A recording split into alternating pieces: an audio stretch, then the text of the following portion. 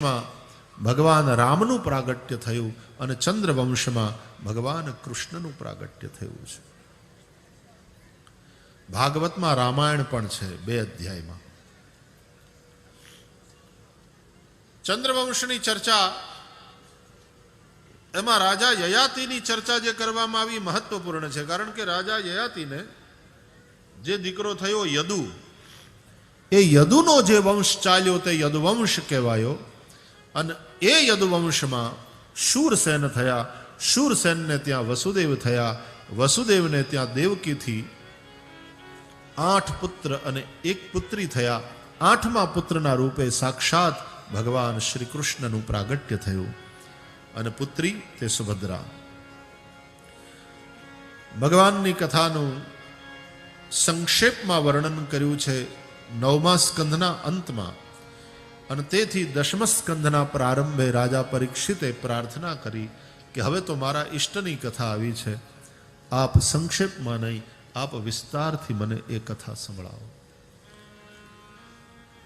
જે ભગવાને કુરુક્ષેત્રના યુદ્ધમાં મારા પિતામહનું સારથ્ય કર્યું હતું, જે ભગવાને માના ગર્ભમાં અશ્વત્થામાના બ્રહ્માસ્ત્રથી મારી રક્ષા કરી હતી, મારા દિગ્વિજયના સમયમાં એ ભગવાનની લીલા મેં અનેક રાજાઓના મુખે સાંભળી, પણ મારું મન તૃપ્ત થયું નથી. હવે આપના મુખે ભગવાન કૃષ્ણની કથા મારે વિસ્તારથી સાંભળવી છે.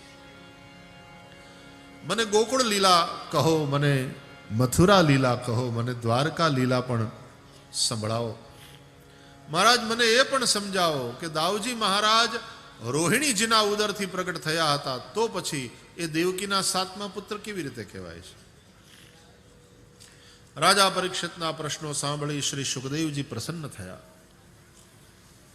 સમ્યક વ્યવસિતા બુદ્ધિ તવ રાજર્ષિ સત્તમા વાસુદેવ કથાયામ તે યજ્જાતા નૈષ્ઠિકી રતિઃ.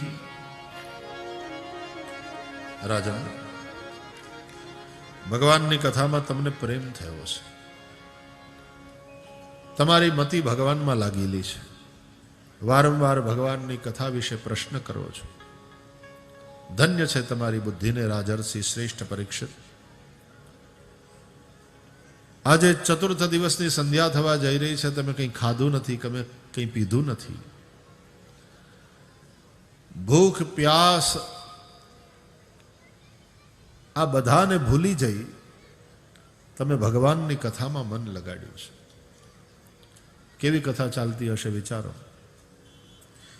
મારે તમને કહેવું છે કે આ 4ની માથે કાંટો ગયો, પણ તમે બધા ખાધા પીધા વગરના એમને બેઠા છો.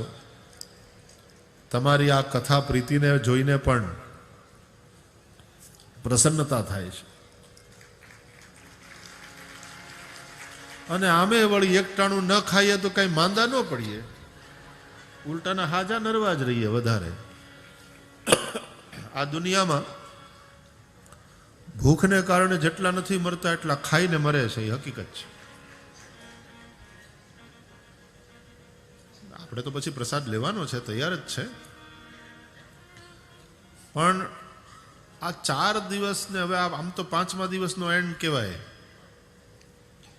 એના અભ્યાસને કારણે તમે હવે બધુંય ભૂલી જઈને આમ ને આમ ચીપકીને બેઠા છો. એટલે સુખદેવજીએ રાજા પરીક્ષિતના પ્રશંસામાં કંઈક કહ્યું, હું તમને પ્રણામ કરું છું. બહુ સરસ. આવો ભગવાનના પ્રાગટ્યની કથામાં હવે પ્રવેશ કરી. આ ધરાધામ ઉપર જ્યારે બહુ અસુરો વધ્યા, એટલે કે ભોગવાદી વિચારો, ભોગવાદી પ્રવૃત્તિઓ વધી, ધર્મ ખાલી કેવા પૂરતો રહ્યો, પરમાર્થ ખાલી ચર્ચામાં રહ્યો, બાકી વ્યવહારમાં તો સ્વાર્થ જ હતો દરેક જગ્યાએ. લોકો ધર્મને ભૂલવા માંડ્યા, યજ્ઞ યાગાદી થતા નહોતા. અને યજ્ઞ એટલે વહેંચીને ખાવું.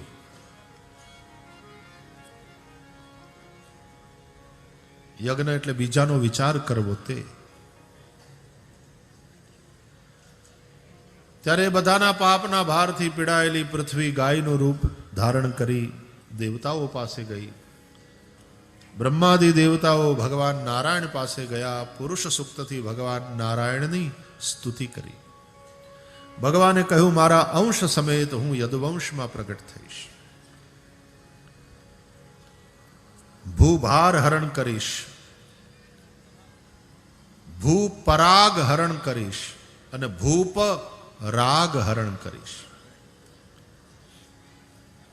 ભૂપરાગ હરણ કરશે એટલે માટી ખાવાના, અને ભૂપ એટલે રાજાઓનો રાગ, એનોય ભગવાન હરણ કરશે.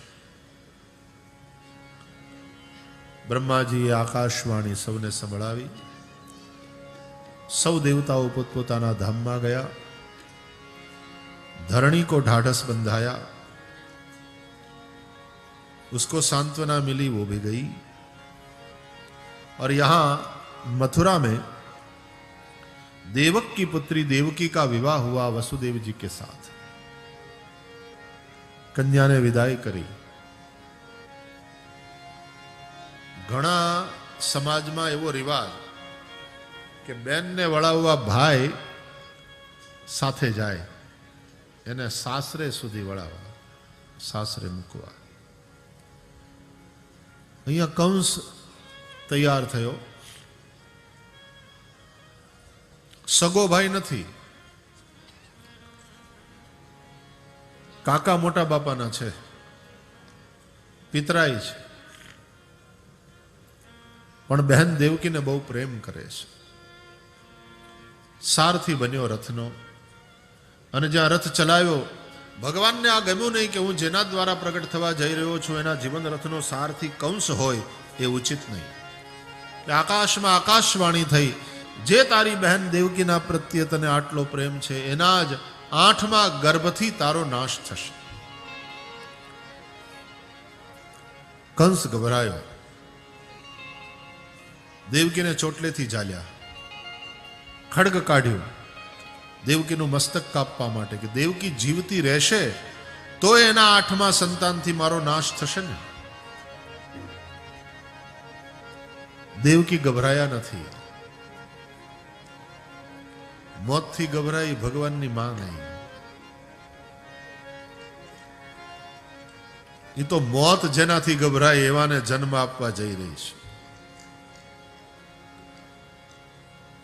અને વસુદેવજી જરાય નાસીપાસ થયા નહીં, ધીર પુરુષ છે.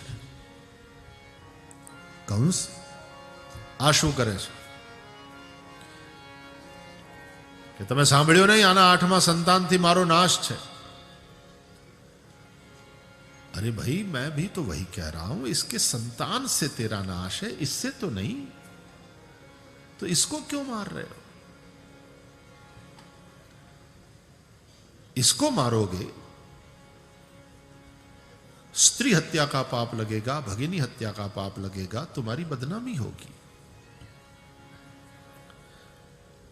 और फिर अधर्म रूप पाप होगा तुमसे, क्योंकि जिस कन्या का तुम लोगों ने मुझे दान किया है, अभी अभी अग्नि की साक्षी में, ब्राह्मण की साक्षी में, समाज की साक्षी में, दान में दी हुई वस्तु न वापस लिया जा सकता है, न उसको मिटाया जा सकता है.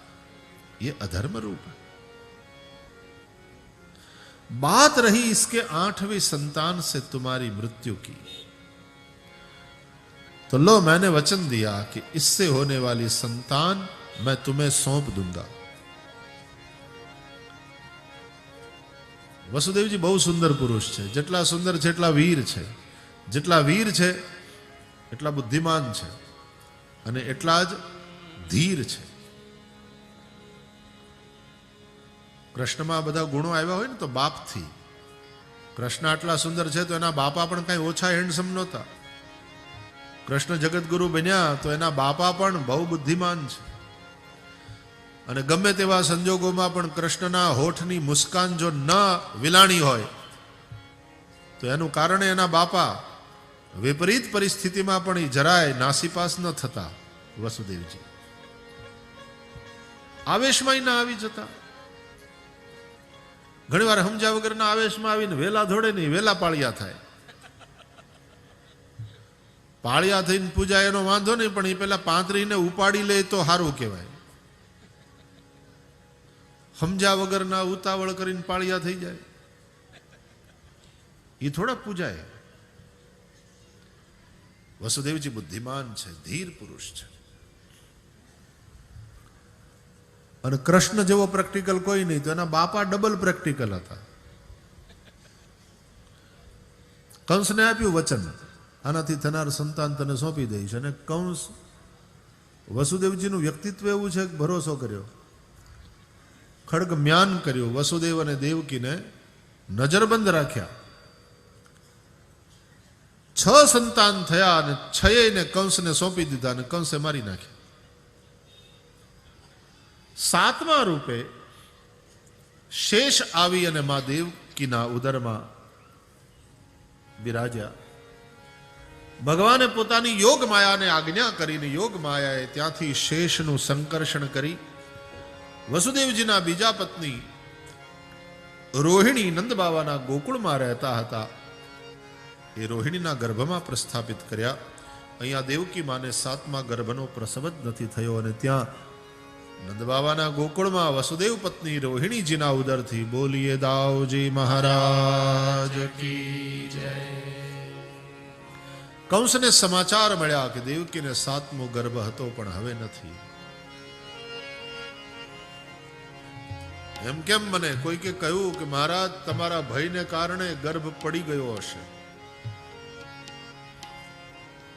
ત્યાં વળી કોઈક બોલ્યું કે જો એ સાચું હોય તો મહારાજ હવે જે આવે એ 8મો તમારો કાળ. વળી એક ચાંપલુસ બોલ્યો કે અરે મહારાજનો કાળ કોઈ ન હોઈ શકે, આપણા મહારાજ તો કાળના કાળ છે, મહારાજ તમારે કાંઈ ગભરાવાની જરૂર નથી. બસ હવે છે ને બેન ઉપર બહુ દયા ન રાખો, આ બેને તમે જેલમાં નાખી દો. અત્યાર સુધી નજરબંધ હતા એને કારાગારમાં કેદ કર્યા. તો વસુદેવજી ને દેવકીજી રાજી થયા કે આ બહુ સારું થયું. ભગવાનના ભક્તો હોય ને એનું હંમેશા પોઝિટિવ થિંકિંગ હોય કે આ ભજન માટેનો ઉત્તમ અવસર સાંપડ્યો. હવે અહીં કોઈ મળવા નહીં આવે, અહીં કોઈ ટેલિફોન નહીં. બંને જણા ભજનમાં લાગ્યા છે. સમય ગયો, શિયાળો ગયો, ઉનાળો ગયો, ચોમાસું આવ્યું, જેઠ ગયો, અષાઢ આવ્યો, અષાઢ ગયો ને શ્રાવણ આવ્યો. સરવડે ચાલુ થયો વરસાદ. શુક્લ પક્ષ ગયો અને કૃષ્ણ પક્ષ આવ્યો. અષ્ટમી તિથિ આવી. અષ્ટમી તિથિ એટલે બરાબર પક્ષની મધ્ય તિથિ. 7 પહેલા ને 7 પછી, આઠમ વચ્ચે. અને એમાં રાત્રિ નો મધ્ય ભાગ. આમ તમે જુઓ ને તો અયનનો મધ્ય, ઋતુનો મધ્ય, પક્ષનો મધ્ય અને રાત્રિનો મધ્ય સમય છે ત્યારે કૃષ્ણનું પ્રાગટ્ય થયું છે. વિસ્તારમાં જવું નથી.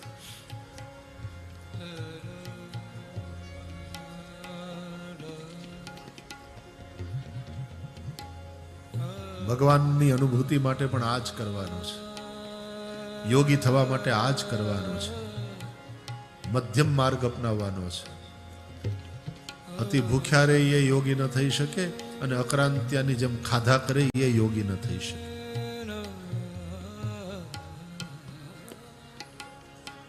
ઉજાગરા કર્યા કરે, જરાય આરામ ન લે એ યોગી ન થઈ શકે. અને ઘોર્યા કરે કુંભકર્ણની જેમ એ યોગી ન થઈ શકે. સંસારને ભોગવવાની વૃત્તિ વાળો યોગી નહીં, સંસારથી ભાગી જાય એ યોગી નહીં, પણ સંસારમાં જે જાગી જાય એ યોગી. એહી જગ જામિની જાગહી જોગી. યુક્તાહાર વિહારસ્ય યુક્ત ચેષ્ટસ્ય કર્મસુ યુક્ત સ્વપ્નાવબોધસ્ય યોગો ભવતિ દુઃખઃ. એવા યોગીને પણ આ સંસાર રૂપી ભવનું જે દુઃખ છે એ સમાપ્ત થઈ જશે. જે યોગી, યોગી એટલે જે જોડાયેલો છે ભગવાન સાથે, જોડાઈ ગયો તે જોગી, ભોગમાં લાગ્યો એ ભોગી.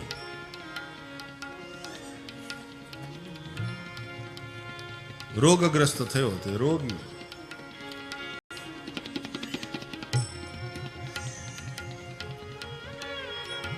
જેમ રોગગ્રસ્ત થાય માણસ એમ ભોગગ્રસ્ત થાય.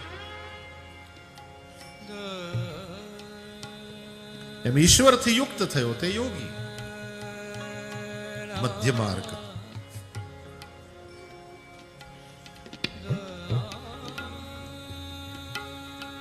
સિતારના તાર કે વીણાના તાર અતિશય કચકચાવીને બાંધો તોય સુર પેદા ન થાય, હાવ ઢીલા છોડો તોય સુર પેદા ન થાય. તારને એ રીતે બાંધવા જોઈએ જ્યાંથી સુર પેદા થાય. જીવન વીણાના તારને પણ એ જ રીતે બાંધવાની વાત છે યોગ માર્ગમાં. યોગેશ્વર કૃષ્ણ પધારવાના છે. શિવ યોગીશ્વર છે, કૃષ્ણ યોગેશ્વર છે.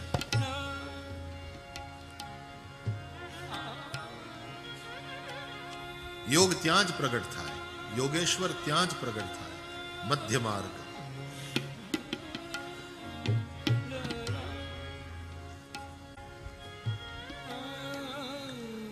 ભગવાને વિચાર કર્યો કે મારે ચંદ્રવંશમાં પ્રગટ થવાનું છે તો મારે ચંદ્રમાની પત્ની માં પ્રગટ થવું જોઈએ. ચંદ્રમા નિશાનાથ છે, રાત્રિનો સ્વામી, માટે ભગવાન રાત્રિમાં પ્રગટ થયા.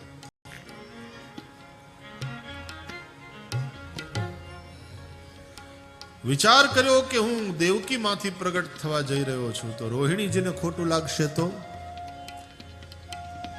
એ કહેશે કે શું હું વસુદેવી પત્ની નહોતી, તમે મારામાં પણ પ્રગટ થઈ શક્યા હો.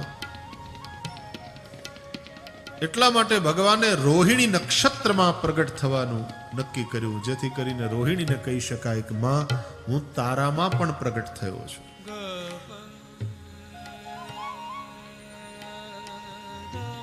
મધ્યરાત્રિ ચંદ્રમાનો રોહિણી નક્ષત્રમાં પ્રવેશ.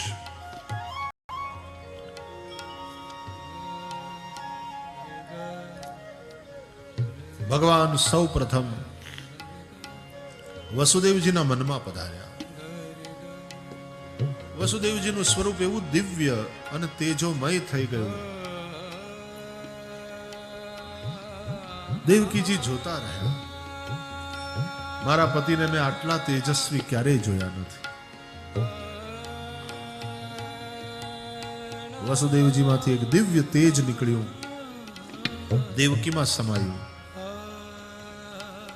ભગવાન પધાર્યામાં દેવકીના ગર્ભમાં બ્રહ્માદિ દેવતા આવ્યા, ગર્ભસ્તુતિ કરી. સત્યવ્રતમ સત્યપરમ ત્રિસત્યમ સત્યસ્ય યોનિમ નિહિતમ ચ સત્યે સત્યસ્ય સત્યમૃત સત્યનેત્રમ સત્યાત્મકમ ત્વામ શરણં પ્રપન્ના.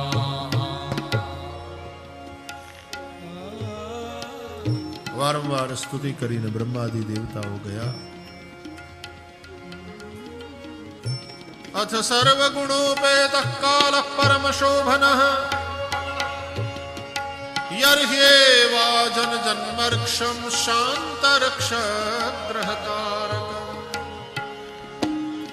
યોગ લગ્ન ગ્રહ વાર તિથિ બધું અનુકૂળ થયું. ભર ચોમાસે આકાશ વાદળ રહિત થયું. નક્ષત્રો દેખાવા લાગ્યા. વવવાયુ સુખ સ્પર્શ શીતળ મંદ સુગંધી વાયુ આવવા લાગ્યો. અગ્નયશ્ચ દ્વિજાતીનામ શાંતાસ્તત્ર સમિંધત. ઋષિઓની યજ્ઞશાળા ની વેદિકામાં બુજાઈ ગયેલો અગ્નિ એની મેળે પ્રજ્વલિત થઈ ઉઠ્યો. બ્રાહ્મણો અને ઋષિકુમારો સ્વાહોચ્ચાર સાથે યજ્ઞ વેદિકામાં આહુતિ આપવા લાગ્યા. નદ્યઃ પ્રસન્ન સલિલા હૃદા જલરુહ શ્રિયઃ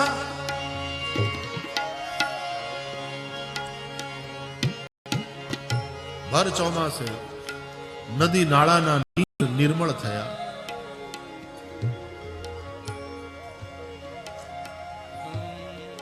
સરોવરોના નિર્મળ જળની અંદર કમળ ખીલ્યા. ભ્રમર ગુંજારવ કરવા લાગ્યા.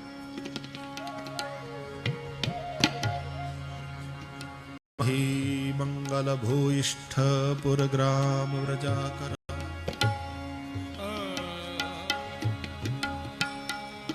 ભર ચોમાસે ધરતી કાદવ કીચડથી રહિત થઈ.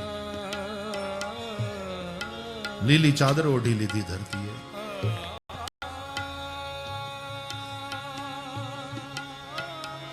भगवानी अगवानी करने के लिए धरती आज पिया घर आने वाले हैं तो जैसे प्रियतमा सज धज के तैयार हो जाती है स्वागत के लिए, उसी तरह धरती आज तैयार हो गई.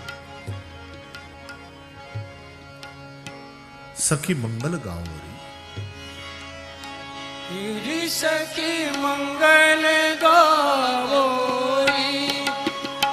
सखी मंगल गावोरी धरती अंबर सजावोरी धरती अंबर सजावोरी उतरेगी आज मेरे प्रभु की सवारी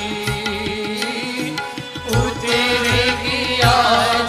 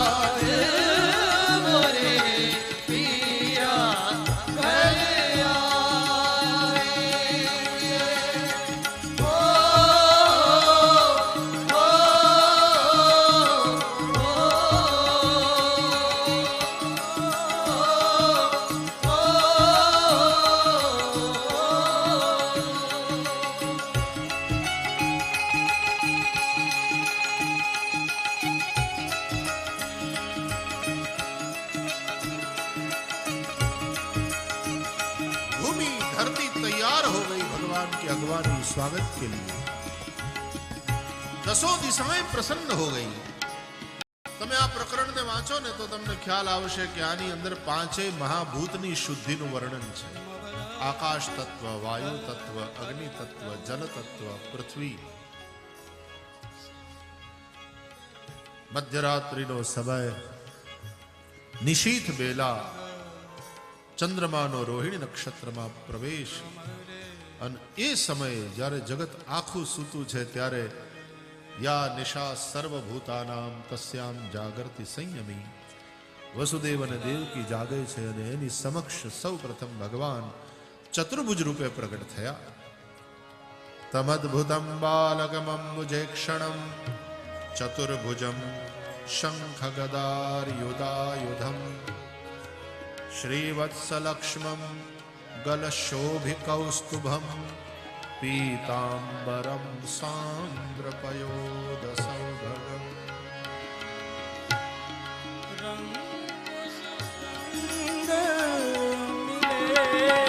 रंगों से रंग मिले, नए नए रंग खिले, अरे नए नए रंग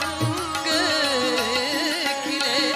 खुशी आज द्वार मेरे डारे हैं डेरा, खुशी आज द्वार मेरे डाले डेरा।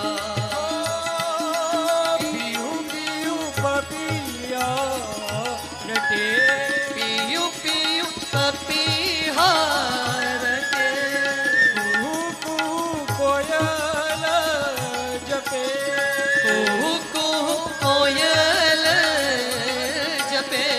आंगन आंगन है परियों ने घेरा, आंगन आंगन है परियों ने घेरा।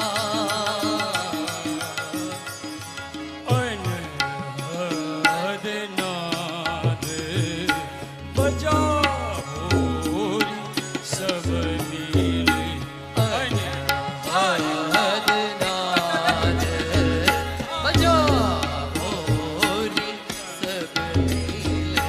आज मोरे पिया घर आएंगे, आज मोरे पिया घर आएंगे। अनहद नाद बजाओ री सब मिले, अनहद नाद बजाओ री सब मिले, अनहद नाद बजाओ री सब मिले। ભગવાન ચતુર્ભુજ નારાયણ પ્રગટ થયા. વસુદેવજી અને દેવકીજીએ ભગવાનની સ્તુતિ કરીને ભગવાને કહ્યું, હું તમારે ત્યાં પુત્ર બનીને આવ્યો છું. તમે જ્યારે પૃશ્નિ અને સુતપાના રૂપમાં હતા, તમે ખૂબ તપસ્યા કરી હતી. મેં તમને વરદાન માગવાનું કહ્યું. મારા જેવો પુત્ર માગ્યો તમે. મારા જેવું કોઈ છે નહીં, એટલે મારા જેવો પુત્ર આપવાનું શક્ય નહોતું. મેં કહ્યું હું જ પુત્ર બનીને આવીશ અને 3 વાર તમારો પુત્ર થઈને આવીશ. એ સમયે હું આપનો પુત્ર બનીને આવ્યો. પૃશ્નિ ગર્ભ કહેવાયો. પછી તમે કશ્યપ અને અદિતિ બન્યા. હું બીજી વાર તમારો પુત્ર બનીને આવ્યો. વામન કહેવાયો. અને આ વખતે તમે વસુદેવ અને દેવકીના રૂપમાં છો. હું ત્રીજી વાર તમારો પુત્ર થઈને આવ્યો છું. દેવકી માએ ભગવાનને કહ્યું કે પ્રભુ તમે કહો છો પુત્ર બનીને આવ્યો, લેकिन ये रूप तो आपने बाप का बनाया. અને પછી માં દેવકી ભગવાનને કહે છે કે આ શંખ ચક્ર ગદા પદ્મ છોડો, આ 4 ભુજામાંથી 2 ભુજાવાળા બનો, આ વસ્ત્ર અલંકારને છોડીને તમે સાવ નિરાવૃત થાઓ. આ વસ્ત્ર આભૂષણ, આભૂષણ એટલે ગુણ, વસ્ત્ર માયા એટલે ગુણ રહિત, અને માયા રહિત મુકુંદ નિર્ગુણ નિરાકાર પરબ્રહ્મ પરમાત્મા શુદ્ધ સચ્ચિદાનંદ એ રૂપે આવો. અને ભગવાન એ રૂપે પધાર્યા અને પછી હસતા હસતા બોલ્યા કે હવે બરાબર તો કે હવે એક જ વાત ખૂટે છે કે તમે હસો છો, એને બદલે તમે રડો. અને ત્યારે સચ્ચિદાનંદ ભગવાન રડતા રડતા બાળક બની અને માં દેવકીના ગોદમાં આવ્યા. માં દેવકી પ્રસન્ન થયા. પોતાની સાધનાની સમગ્રતાને એણે બાળકના રૂપમાં પોતાની ગોદમાં જોઈ. ધન્યતા અનુભવી, કૃતકૃત્યતા અનુભવી પ્રસન્ન વસુદેવજી તરત કામે વળગ્યા. વિચાર કર્યો કે આમ તો મેં કંસને વચન આપ્યું છે કે આનાથી દેવકીથી થનારા જેટલા સંતાન હશે હું કંસને સોંપી દઈશ. આમ તમે વિચાર કરો તો દેવકીથી ભગવાન થયા છે કે ભગવાનથી આપણે બધા થયા છીએ? આપણાથી ભગવાન થયા છે કે ભગવાનથી આપણે બધા થયા છે? भगवान तो अप्राकृत है. जो प्राकृत शिशु होता है वो किसी मां के गर्भ से पैदा होता है. भगवान तो अप्राकृत है, पहली बात. इसलिए यदि यह शिशु नहीं सौंपा वसुदेव जी ने कंस को वचन के अनुसार तो ये वचन भंग नहीं है, क्योंकि देवकी से होने वाले बच्चे देने थे. दूसरी बात कि जब भगवान प्रकट हुए हैं पुत्र के रूप में तो कुछ निछावरी करना चाहिए, और वसुदेव जी ने सोचा मूल्यवान चीज निछावर करना चाहिए. मैं क्षत्रिय हूं, मेरे लिए सबसे मूल्यवान है वचन, और उससे बढ़कर मूल्यवान और कोई चीज मेरे पास नहीं, तो भगवान के ऊपर से वही निछावर कर देता हूं. वसुदेव जी जेवो प्रेक्टिकल बीजो कोण, एटले एनो दीकरो कन्हैयो आटलो प्रेक्टिकल थयो. आम भले प्रतिज्ञा करे कि हूँ हाथ में शस्त्र नहीं लऊं, पण टाणું આવે ત્યારે રથનું પૈડું હાથમાં લઈ પણ લે. એટલે આમ એમ પણ કે પ્રતિજ્ઞા તૂટી નથી. આ એક બાજુ એ ભીષ્મના પ્રાણની રક્ષા કરે ને બીજી બાજુ અર્જુનના પ્રાણની રક્ષા કરે. માટે રથાંગ પાણી થઈ અને ભગવાન કૃષ્ણ દોડ્યા. તો પ્રેક્ટિકલ કૃષ્ણ જેવું કોણ છે? આ બાપાના બધા ગુણો આવ્યા છે કૃષ્ણમાં. અને એ બાબતમાં ગુણની બાબતમાં તો સાચી જ વાત છે. આપણે જે ગુણો આરોપિત કરીએ ને એ ભગવાનમાં હોય. ભગવાન તે ગુણોને સ્વીકારે, બાકી ભગવાન તો સ્વરૂપથી નિર્ગુણ છે. પણ ભક્તો જે ગુણોને આરોપિત કરે, આ ભગવાનનો હણગાર કોણ કરીએ? આપણે જ ને. આપણને ગમે એ રીતે આપણને ભગવાનને મુગટ પહેરાવીએ, ભગવાનને હાર પહેરાવીએ, ભગવાનને બાજુબંધ પહેરાવીએ, ભગવાનના કે ભાઈ ગળાવાળો એનું બંધ એક ઘરેણું બનાવરાવો, અને અહીંયા પાછું એક વચ્ચે હીરો હોવો જોઈએ, અહીંયા એક હીરો હોવો જોઈએ, અહીંયા આમ કંઈક નથની પહેરાવો, અહીં તિલક કરો.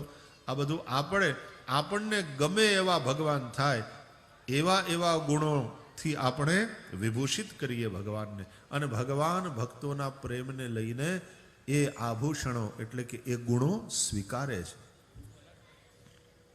તમને ગમે એવા ભગવાન થાય. બાકી તો ભગવાન નિર્ગુણ છે, નિરાકાર છે. પણ ભક્તોને માટે થઈને ભગવાન સગુણ સાકાર बने छे. तो निछावर कर दिया वह वचन भगवान के ऊपर से. एक टोपला तैयार किया, उसमें वस्त्र बिछाया, बाल कृष्ण प्रभु को उसमें सुलाया, टोपला अपने सिर पर उठाया અને હાથ પગના બેડીના બંધન તૂટી ગયા. ભગવાનની યોગમાયાને કારણે દ્વારપાળો સૂતા હતા. દ્વાર ખુલી ગયા અને વસુદેવજી માથે ટોપલો લઈ અને ચાલ્યા. અંધારી આઠમની મેઘલી રાતે એક બાપ પોતાના બાળકને બચાવવા અડધી રાતે નીકળ્યો. સૌથી છુપાતો યમુના બે કાંઠે વહેતા હતા. ભગવાને ટોપલામાંથી ચરણ બહાર કાઢી યમુનાજીને સ્પર્શ આપી યમુનાને શાંત કર્યા. ગોકુળ પધાર્યા. નંદ બાવાને ત્યાં નંદાલયમાં યશોદાના કમરામાં બાલકૃષ્ણ પ્રભુને પધરાવ્યા. યશોદાના ઉદરથી માયા પુત્રી બનીને પ્રગટ થયા હતા. એને લઈને વસુદેવજી પાછા આવ્યા. માયાને પુત્રીને જેવા આપ્યા દેવકીના ગોદમાં માયા રડવા લાગ્યા. પછી બધાને ખબર પડી. દ્વારપાળો દોડ્યા અને કંસને સમાચાર પહોંચાડ્યા. કંસ આવે છે. એને જ્યારે ખબર પડે છે કે દેવકીના 8મા સંતાન રૂપે આ પુત્રીનો જન્મ થયો છે, એને નવાઈ લાગી છે.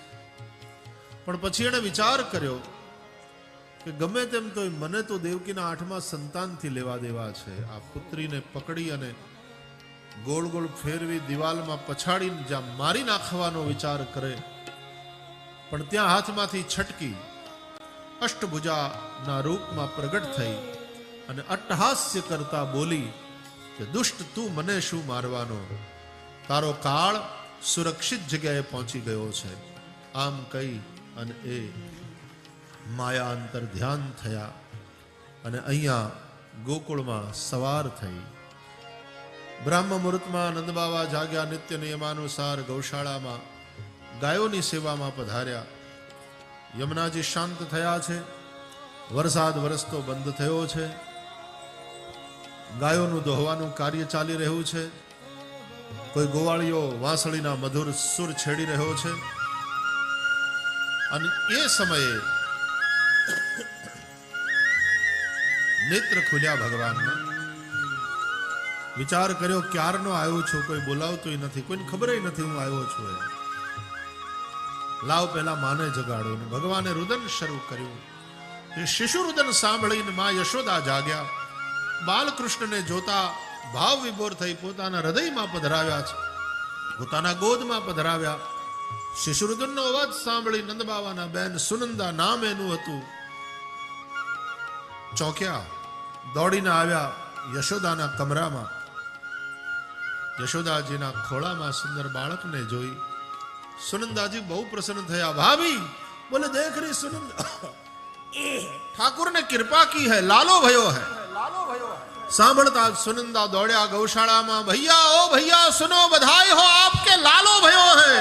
सुनते ही नंद के आनंद भयो, जय कन्हैया लाल के, नंद के आनंद भयो, जय कन्हैया लाल के, यशोदा को लालो भयो, जय कन्हैया लाल के, यशोदा को लालो भयो. जय कन्हैया लाल के, गोकुल में आनंद भयो, जय कन्हैया लाल के, गोकुल में आनंद भयो. जय कन्हैया लाल के, घोड़ा पालकी, जय हो नंद लाल की, जय नंद भयो, जय कन्हैया लाल की, आज गोकुल में आनंद भयो, जय कन्हैया लाल की, हाथी घोड़ा पालकी, जय हो नंद लाल की, मैया यशोदा को लालो भयो, जय कन्हैया लाल की, हे नंद घेरा नंद भयो, जय कन्हैया लाल की, आज गोकुल में आनंद भयो, जय कन्हैया लाल की, मैया यशोदा को लालो भयो, जय कन्हैया लाल की, हे नंद घेरा नंद भयो, जय कन्हैया लाल की, नंद घेरा नंद भयो, जय कन्हैया लाल की, हाथी घोड़ा पालकी, जय हो नंद लाल की, हाथी घोड़ा पालकी, जय कन्हैया लाल की, नंद घेरा नंद भयो, जय कन्हैया लाल की, नंद घेरा नंद भयो, जय कन्हैया लाल की, आज गोकुल में आनंद भयो, जय कन्हैया लाल की, मैया यशोदा को लालो भयो, जय कन्हैया लाल की, हाथी दीना घोड़ा दीना, और दीना पालकी, जवान को हाथी घोड़ा, घोड़न को पालकी, नंद घेरा नंद भयो, जय कन्हैया लाल की, आज गोकुल में आनंद भयो, जय कन्हैया लाल की, नंद घेरा नंद भयो, जय कन्हैया लाल की, मैया यशोदा को लालो भयो, जय कन्हैया लाल की, हाथी दीना घोड़ा दीना, और दीना पालकी, जवान को हाथी घोड़ा, घोड़न को पालकी, नंद घेरा नंद भयो, जय कन्हैया लाल की, आज गोकुल में आनंद भयो, जय कन्हैया लाल की, नंद घेरा नंद भयो, जय कन्हैया लाल की, आज गोकुल में आनंद भयो, जय कन्हैया लाल की, गोविंदा आला रे आला, संभार तुझी बाला, गोविंदा आला रे आला, राम की कपाल ब्रिज बाला, गोविंदा आला रे आला, जरा नट की संभार ब्रिज बाला, गोविंदा आला रे आला, जरा नट की संभाल ब्रिज बाला, है मच गया शोर सारी नगरी रे, सारी नगरी रे, आया विरज का बाका